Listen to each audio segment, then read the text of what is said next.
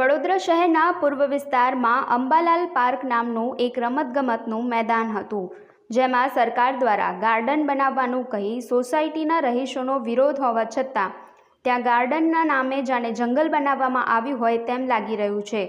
ત્યારે પહેલા જ વરસાદ પછી આ વિસ્તારની હાલત કફોડી બની છે। અંબાલાલ પાર્કની આસપાસ દિવસે ને દિવસે અસહ્ય ગંદકી પ્રસરી રહી છે, તેમ છતાં તંત્ર દ્વારા કોઈ સાફ સફાઈ કરાવવામાં આવતી નથી। રહીશોના જણાવ્યા અનુસાર સ્થાનિક કોર્પોરેટર અંબાલાલ પાર્કની નજીકમાં જ રહેતા હોવા છતાં અહીંયા જોવા સુદ્ધા નથી આવતા। તેઓએ વધુમાં જણાવ્યું કે અંબાલાલ પાર્કમાં બનાવેલ આ ગાર્ડનના કારણે આસપાસના ઘરોમાં કમર સુધીના વરસાદી પાણી ભરાઈ જવા પામ્યા હતા। ત્યારે આ મામલે સ્થાનિકોની રજૂઆત બાદ કોંગ્રેસના વોર્ડ પ્રમુખ મેહુલ કહાર દ્વારા પાલિકા તંત્ર સામે માંગણી કરાઈ છે કે વહેલી તકે આ સમસ્યાનું નિરાકરણ લાવવામાં આવે।